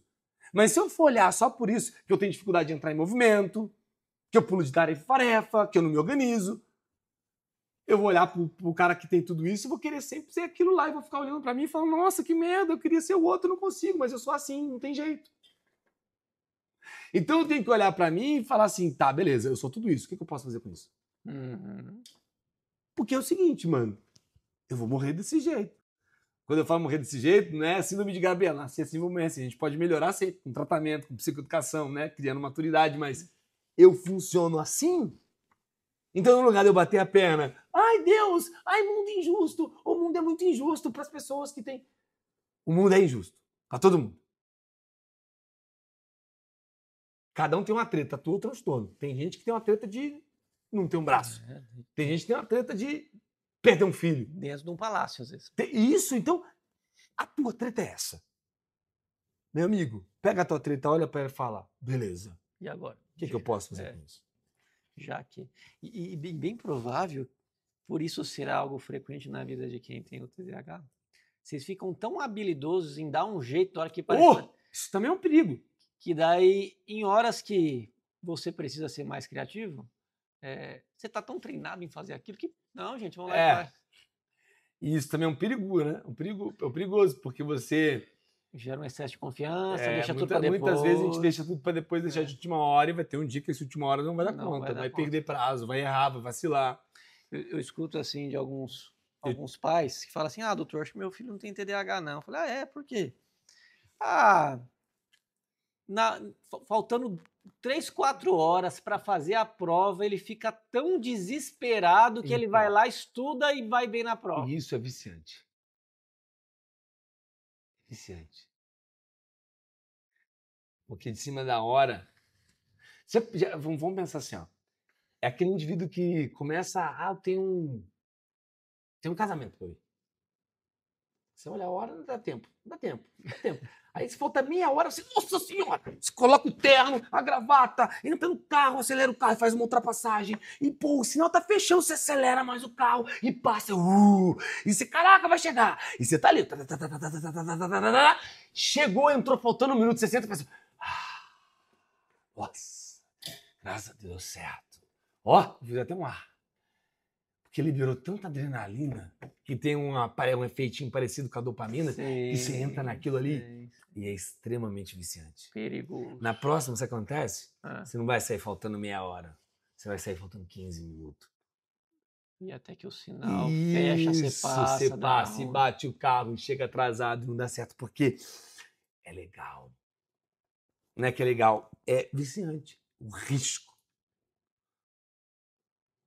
Então, é uma loucura isso. Porque eu começo a falar isso, aí tem gente que não percebe o porquê que ela adora chegar. Porque tem o cara entra, o cara acelera, o cara vai. Ó, imagina se ele tiver que se organizar, planejar, parar no sinal, chegar com tempo. Ó, ele já tá aqui assim, quieto. Por que muitas vezes eu adorava a minha vida, sai de um negócio e vai pra outro, e vai pra outro, e vai pra outro, e entra no voo, e sai correndo, entra no Uber. Porque aquilo era extremamente adrenalina viciante. Só que isso... Você mudou o tipo de droga. Exato, também tem isso. Mas isso chega a um ponto em que você entra num caos e numa desordem, porque... Quem tá perto Vamos pegar também Bíblia, né? Quando Deus ele veio, o princípio de Deus é a ordem. Uhum. É o que? Olha o que ele fala, haja o céu, terra, pá, mar. Ele coloca ordem no que está em desordem. A base do ser humano, para o ser humano se desenvolver com maturidade, com autorresponsabilidade, para encontrar o norte e o centro dele, é a ordem. É por isso que muitos TDAHs falam que não gosto de rotina. Só que a rotina é liberdade. A rotina é o que te coloca ordem. É o teu horário para acordar, o horário para dormir, o horário para me alimentar, pelo menos isso. O horário para orar, para fazer atividade física. Não estou dizendo para ter tudo certinho, né? Igual aqueles coach de rotina de vida extraordinária, de acorda 5h30 da manhã e parará, que eu sofri muito com isso. Porque eu tentava cumprir esse ritual e não durava nem 2 semanas. Depois eu entendi que, na realidade, eu tenho mais dia merda ou mais dia extraordinário. Entrando num contexto aqui, né? Eu tenho mais dia maravilhoso, tá, gente? Porque eu sou muito grato a Deus. Mas é mais dia difícil que eu quero dizer. O dia de você visualiza o melhor dia da tua vida, um dia extraordinário. Meu amigo, eu tenho que visualizar o pior dia da minha vida. Por que é o pior dia da tua vida? Porque é o seguinte. Quando eu visualizo no meu pior dia, qual o mínimo que eu vou conseguir fazer? Porque a única certeza que eu tenho é que eu vou falhar. Parece até aquelas fotos de anti-emocional, né? De dar risada. A única certeza da vida é que você vai falhar. Sim, porque o ser humano é um bichinho constante. Se você tem isso previsto, você se dedica mais. Isso! Se eu tenho previsto no pior dia que eu não quiser levantar da cama, não conseguir fazer nada, qual que vai ser o meu mínimo? Meu mínimo vai ser fazer isso e isso. Essa é a habilidade. Porque a gente vive hoje num excesso de produtividade, num romantismo sobre ser o foda, isso e aquilo, que parece que todo mundo é super produtivo, é o expert, corre um triatlo, toma banho gelado, lê 500 livros por semana. A demanda da sociedade de ser um super-herói tá colocando cada vez mais em treta com saúde mental. Tá deixando todo mundo mais ansioso, apavorado. O cara performa, o cara é produtivo, mas ele acha que ele não é. Por quê? Porque criaram uma receita de bolo que quem falou que ela é feita pra você? E aí você tenta colocar a tua vida e se adaptar nela. Aí tu não consegue, você se frustra. Aí você é um merda, você é um bosta. Quem quer seguir receita de bolo vai acabar sendo um dia fatiado. Ponto. Definiu. E eu virei o jogo quando entendi isso. Porque eu, quando comecei, principalmente a produzir conteúdo sobre TDAH, eu pensava da seguinte forma. Para as pessoas acreditarem em mim, verem verdade em mim, no que eu prego e no que eu entrego, elas precisam ver um homem que parece não ter TDAH. Porque elas vão ver que eu venci, que eu superei. Não. Porque Porque, primeiro, que eu me frustrava porque eu não conseguia fazer tudo aquilo que uma pessoa que não tem TDAH faz. Eu falhava, eu errava, eu vacilava. Tanto que o meu primeiro curso online que eu fiz, você acredita que eu não entreguei? Não entendeu? Eu fiz uma live, vendi uns cursos e aí eu não entreguei dentro do prazo. Porque eu não consegui me organizar, eu era sozinho, né? Entregar, editar os vídeos. Essa que eu fiz. Eu tinha 44 alunos. Eu liguei para cada um deles. Pedi perdão. Contei por que eu não consegui. E aí, sabe o que aconteceu? Eles gostaram mais de mim. Porque eu admiti. É verdadeiro. Eu falei a minha verdade. E eu, como TDAH, eu não consegui me organizar mesmo. Entreguei. Entendeu? Não estou dizendo que eu fiz o certo, tá, pessoal? Não estou falando o que aconteceu. E aí as pessoas começaram... Quando eu comecei a falar que realmente tinha dia que eu não tinha vontade de fazer nada, que, ó, gente, hoje não deu. Hoje minha atividade física foi fazer uma flexão. Mais nada, porque a flexão eu fazia do lado da cama, é um mini hábito que eu chamo, né? É uma coisinha só. Eu comecei, ficou leve. E aí, sabe o que acontecia? Já que eu fiz isso, agora... Eu consegui entrar em constância. É por isso que eu tô há 5 anos fazendo o que eu faço e não larguei. E aí, devido a isso, eu comecei a galera começou a me acompanhar muito mais. Porque tá todo mundo cansado de gente ficar cagando regra. E, rapaz, e principalmente na internet, não adianta Uns querer enganar. falso moralista. Mas não adianta querer enganar, o Simon. Eu falo que o pessoal, se tem uma coisa que é de boa que a internet trouxe, uma das, né? É o faro de falsidade. O seguidor e o inscrito, ele percebe quando você está querendo passar uma imagem que você não é. Não conecta. Seja quem você é. Não estou dizendo que é para você. Perceba o que eu falei para você, né? Sim. Eu não estou dizendo que eu continuei com uma pessoa. Não, aceitar. Olha que interessante. Né? E foi graças a eu entender esse funcionamento que hoje eu sou um cara que treino todos os dias. Eu tenho uma empresa de sucesso. Eu me tornei autoridade. Sou chamado para participar de entrevista com pessoas como você. Sento em lugares e pessoas, né, que eu nunca imaginaria que conseguiria. Por quê? Porque eu fui verdadeiro com a maneira que eu funciono. Eu não tentei fazer mudanças extraordinárias na minha vida da noite pro dia. Foi Uma vitimista, aqui, né? outra ali. Tem dia que não vai dar, eu volto no outro dia. Eu tenho uma frase, né, que eu levo, que é 1 dia tudo bem, 2 dias jamais. Eu gosto da frase. Por quê? Porque 1 dia tudo bem eu ficar na cama. 1 dia tudo bem eu não levantar, não sair do quarto, né? Não querer falar com ninguém. Agora, 2 dias jamais. E quando eu falo 2 dias jamais, não é um papo coach que no outro dia vai e vence o mundo. Não. Sim. Quando eu falo papo coach, pessoal, é contra esses palestrantes de palco, tá? Porque tem coach que faz trabalho muito bom e muito sério. É verdade.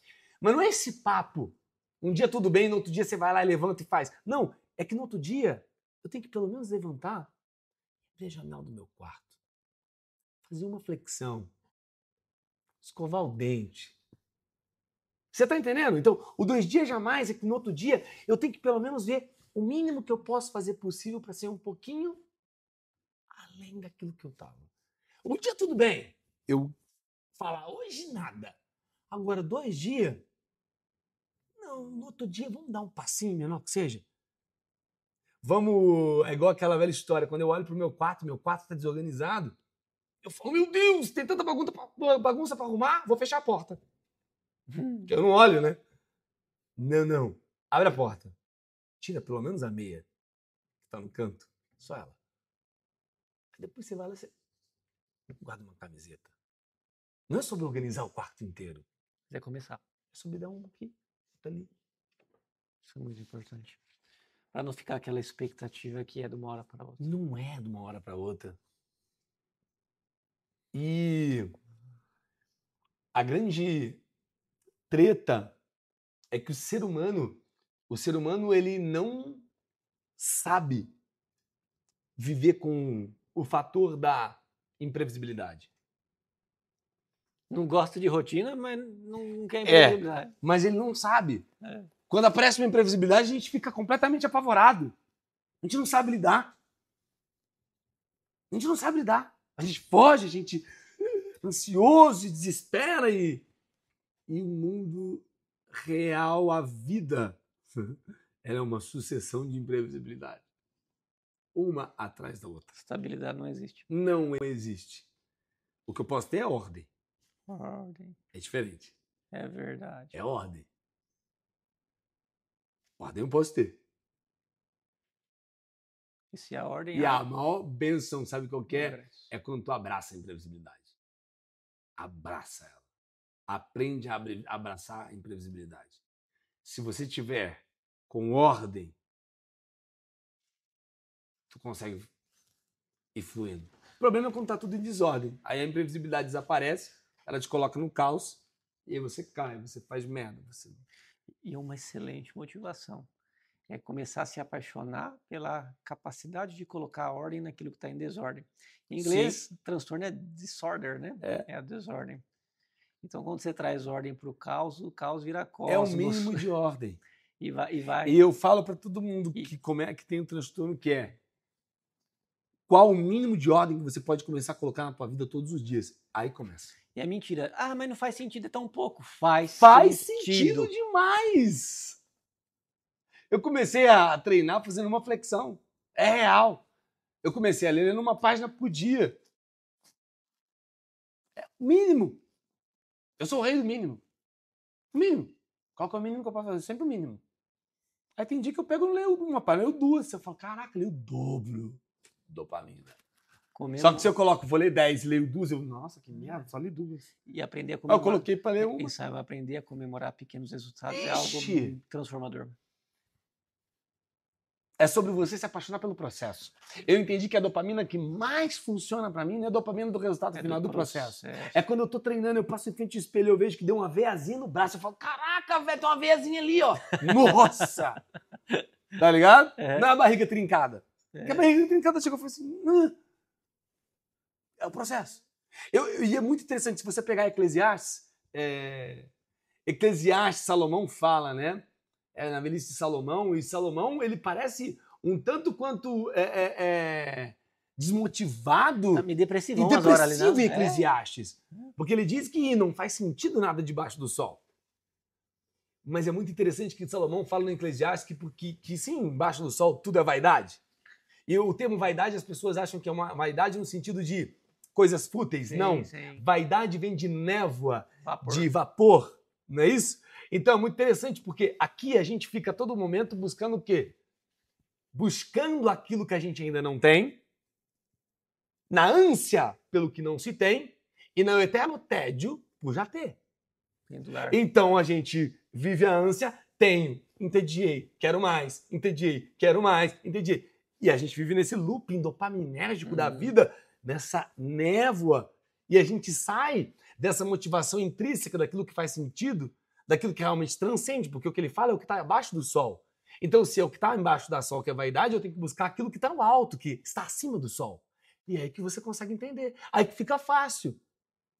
Aí que fica fácil. Porque não é sobre o que está debaixo do sol, é sobre aquilo que está acima. É sobre o que está além. E enquanto eu buscar a motivação, a resposta, sobre tudo aquilo que está aqui, é vaidade. Eu vou viver nessa ânsia. É Schopenhauer que fala isso. É a eterna busca pelo que eu não tenho, e é a ânsia pelo que ainda não tenho, né? E o tédio pelo possuir. Isso. E aí, o que eu estava falando, que Salomão, brilhantemente, ele fala que a única coisa que o homem ele tem na Terra é comer, beber, se divertir e aproveitar do suor do seu trabalho. É sobre se divertir. Ele está falando, meu irmão, tudo aqui é vaidade. Você vai para ir para o mesmo lugar. Não adianta se você é sábio. É lógico que a sabedoria ele fala que diminui a dificuldade. Mas no final do dia dá a mesma coisa. A única coisa que você tem aqui debaixo do sol, sabe o que é? Aproveitar, comer, beber e se divertir do teu trabalho. Sem ser escravo do prazer. Sem ser escravo do prazer. Perfeito? Senão você entra na prisão do hedonismo, Schopenhauer de novo. Porque a galera não... Salomão foi o homem mais brabo. Porque ele teve tudo no ápice. Ele fala que eu me dei, né, tudo aquilo que meus olhos desejou. Não é o cara que nunca teve, é o cara que teve tudo. Ele não teve uma amante, ele teve 1000 mulheres. Rapaz, ele teve tudo. Ele era bravo. Ele falou assim, desejei o álcool. E fui buscar no álcool. Bebeu. Fui buscar em droga. Usou droga. teve tudo quanto é tipo de riqueza que você pode imaginar, e ainda assim que ele disse, não encontrei a tal resposta. Vaidade, vaidade. E é interessante nessa parte, debaixo do céu tudo é vaidade passageiro, eu interpreto uma lição sobre o desapego e um ensinamento sobre o desfrute. É sobre o desfrute, é isso que eu falei. É o dedo do diabo e o dedo de Deus. O desapego te leva a Deus, desapego com a matéria, só que daí quando o outro cara aqui é o desse prazer... Então, mas esse terrível. prazer não é desfrute. Não. É simplesmente você se entregar ao seu instinto para conseguir preencher algo que sempre vai estar falho. É buscar uma resposta para algo que não tem resposta aqui, em tudo que está debaixo do sol. Você está escapando. Você está achando. Exato. E aqui tá. Eu vou te falar uma doideira aqui agora, porque eu sei que isso aqui é sobre saúde mental. Mas eu tenho certeza que muito das ansiedades que as pessoas têm hoje, na realidade, é por não entender esse funcionamento do ser humano, que vive na busca e na ânsia, no desejo pelo que não se tem e no eterno tédio ao possuir, porque essa é a grande pegadinha. E é por isso que, voltando para o lado cristão, que o pecado ele é tão atraente. Porque o pecado ele te promete entregar algo, só que quando ele entrega, você entende que não era aquilo, ele te cobra. Você volta e você sente algo. Então, na realidade, essa é a ilusão do pecado.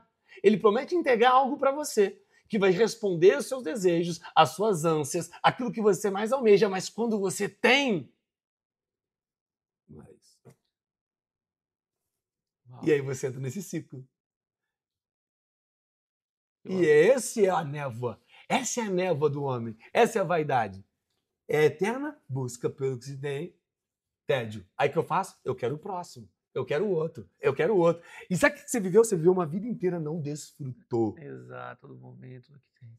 E um abismo chama outro. Exato. E tem gente que às vezes usa essa parte aí de Eclesiastes. Ah, não, mas uma hora vai dar tempo. Está escrito na Bíblia que tudo. Há tempo para tudo. Há tempo para todo propósito. Não é para tudo que você acha aqui. Vai... Então, eu flipei, né? Quando eu entendi tudo isso. Quando eu comecei a olhar para a vida dessa forma, eu estava voltando de Uber para casa e aí eu ouvi uma música e na letra da música ela me fez refletir sobre a vida que eu estava vivendo. Eu estava morando num apartamento, num bairro que eu nunca imaginei. Eu estava acabando de estrear uma peça no teatro mais tradicional de São Paulo, com lotação máxima.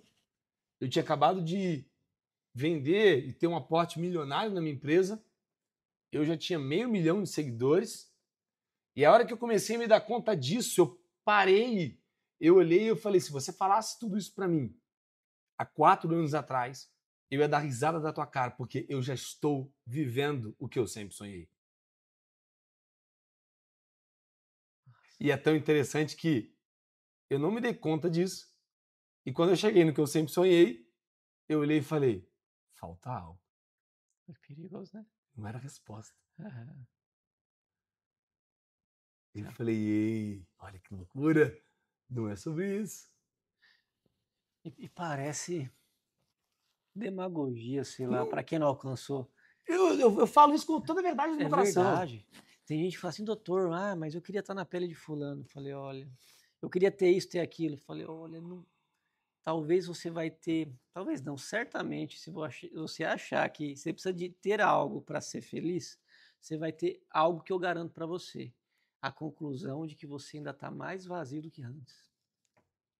Perdeu tempo, estresse, bons relacionamentos em busca disso.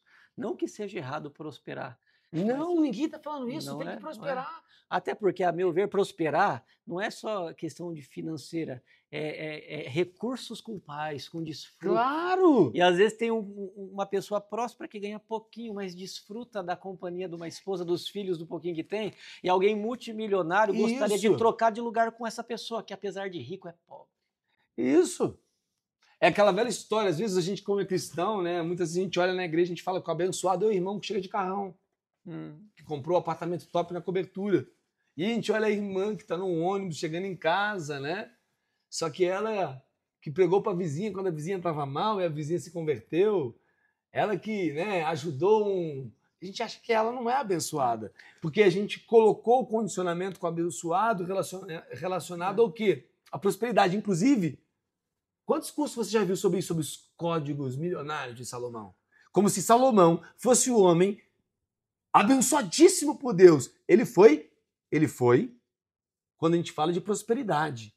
Só que ele terminou a vida. Olha o que nós estamos falando sobre Salomão. Ele se prostituiu com mais de 1.000 mulheres, se deitou com mulheres de outras nações, adorou outros deuses, se corrompeu os princípios de Deus. Ele foi o ápice e o auge de tudo aquilo que não era para ser feito. E a gente olha ele como referência. Gosta de falar provérbios, mas ninguém quer ler Eclesiastes. Você está entendendo? Miserável que sou. Por quê? Porque a gente faz exatamente o que Salomão fala para não fazer. Que é colocar a nossa validação, a nossa esperança simplesmente naquilo que é material, no que está debaixo do sol, na prosperidade financeira. E eu não estou pregando contra a prosperidade. Sim, sim, sim. Eu sou próspero, graças a Deus. Ambos podem ser abençoados. Ambos. E amaldiçoados. É que quando a minha finalidade é essa, não está ali a resposta. Se o teu coração estiver ali, se o seu tesouro estiver ali. É o seu ídolo. Não pode ser o teu ídolo. A grande sacada foi quando eu entendi o seguinte: qualquer coisa que eu tenho mais medo de perder. Se eu perder ela. Qual? Eu tinha muito medo de perder. Eu achava que eu tinha construído na internet. Se eu perdesse, será que eu vou conseguir fazer uma outra coisa? Sim. Se o Instagram parar hoje, não depende. Eu tinha um medo. E eu não percebia que ali eu falava assim: meu Deus do céu, o que vai acontecer? Eu entrava numa ansiedade se acontecesse alguma coisa e. Se Deus chegar para mim e falar assim: para agora, não produzo mais nada. Eu falo: pelo amor de Deus. Não, tem que falar: ok, beleza. Se eu conseguir falar com tranquilidade, então tudo bem. O que agora, Senhor? Isso. Então é uma treta. Eu gosto de falar isso, porque na realidade aí você encontra a tua tranquilidade, a tua estabilidade, a tua ordem. Você deixa de estar. É claro que a gente é humano, a gente fica ansioso, fica preocupado, mas você deixa de viver em. Você deixa de viver em dependência disso. Eu até já falei, eu gosto demais, isso é um discernimento de Deus. Quando você fala dessa estrutura do Schopenhauer, é um movimento pendular de vida, mas é uma prisão invisível. Exato, é névoa. É aqui, ó. Você fica dependente desse prazer, tédio, satisfação e insatisfação. E a dependência, nossa. Aí um dia, pensando sobre isso, eu falei, mas toda dependência é ruim. Eu falei, aí na minha mente eu creio que seja o Espírito Santo. Não é toda dependência que é ruim, não. Existe uma dependência. É a dependência nele. É a Deus-pendência. Deus-pendência. Quando você para de pender, ser refém das coisas sob o sol, debaixo da terra, e começa a pender para a coisa que está acima no sol, você se torna uma pessoa Deus-pendente e o mundo não te segura mais. Não. É exato, porque nada mais te abala. Você confiou. Quem é o Simon hoje? O Simon hoje, eu gosto dessa pergunta que você me fez. Porque quando você me apresentou hoje no início, as pessoas gostam de perguntar, o criador do TDH pra gente grande, né? Tem tantos mil seguidores, tantos mil alunos. Era uma isca pescar até o Sim, sim. Mas olha que interessante. É muito mais que se você for pegar na Bíblia, de novo, acho que é o primeiro podcast que eu falo tanto de Bíblia. Tem um homem que eu olhava e me indignava. Não parecia muito relevante quando eu lia sobre ele. Porque só fala uma coisa sobre ele assim rapidamente. Fala assim: E Enoque andou com Deus. Mais nada. Não fala o que ele fazia, o que ele tinha. Nada. Só que fala a coisa mais importante. Tipo assim, ele não foi governador do Egito. Ninguém. Só que ele fez uma coisa que às vezes a gente, com o nosso olhar humano, a gente não para pensar. Ele andou com Deus. Isso resume qualquer coisa. Se você for olhar os descendentes de Caim, eram grandes construtores de cidades, eram isso, vinha várias referências, né? Enoque andou com Deus. Hoje a gente quer responder sobre quem a gente é, define o que a gente faz. E isso coloca a gente numa prisão. Porque se o Simon não for mais o Simon do TDH pra gente grande, se o Simon não for mais o cara que tem 30 mil alunos, o cara que tem meio de milhão de seguidores, quem eu sou? Me apavorava.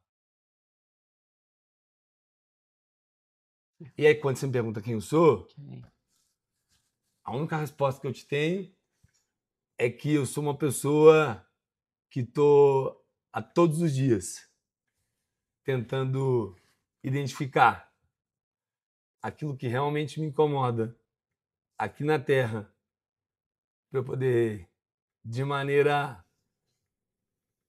mais simples possível, quando eu falo simples é um cara que está lutando contra a vaidade, contra o próprio ego, que eu sou vaidoso. Sem distrações. Né? É isso, sem distração, de olhar simplesmente e fazer aquilo que que faz sentido para mim, no sentido que respeite os meus valores e que esteja alinhado com o que Cristo quer para mim. Eu sempre me pergunto assim, ó, eu tenho me perguntado isso, esse Simon não existia alguns anos atrás, tá? Eu tenho perguntado para mim, de que maneira, em qualquer coisa que eu faça, eu possa transmitir Cristo. O Simon é a pessoa que está buscando isso. Tô longe ainda, mas estou buscando. Então você é um pequeno Cristo, um cristão. Cristão, exatamente, estou buscando isso. Então, eu não sei responder ainda, porque eu estou nessa construção. Mas pensando na lógica do Enoque, o Simon é alguém que está procurando andar com Deus. Exato. Se hoje, se tivesse na minha lápide alguma coisa, eu não queria que você colocasse Simon do TDH para gente grande, que participou dos maiores podcasts, que tem não sei quantos mil alunos, que foi isso aqui, não. Se eu pudesse pedir uma coisa, ele disse assim, ó, que tentou todos os dias andar com Deus. Glória a Deus, cara. Fez sentido para você? Deixa seus comentários. Não vou nem perguntar se você lembrou de alguém assistindo, mas transborda esse conteúdo na vida dessa pessoa. Se ainda não segue o Simon nas redes sociais, siga. @simon.veiga. Tirei o TDH para gente grande, que eu não sou o TDH para gente grande, né? Sou o Simon. Simon.veiga. Vou deixar o link aqui. Tem no YouTube? Tem também. Aí você coloca Simon Veiga, TDH para gente grande, que a gente está lá. Siga o Simon nas redes sociais, compartilhe esse vídeo. Se você chegou até aqui e não estiver inscrito no canal, tasca o cérebro e não inscreva-se. Liga esse sininho, porque isso aí quando bater, eu tenho certeza, não é para levar distração, é sim transformação para a sua vida. Vejo você no próximo episódio. Valeu, querido.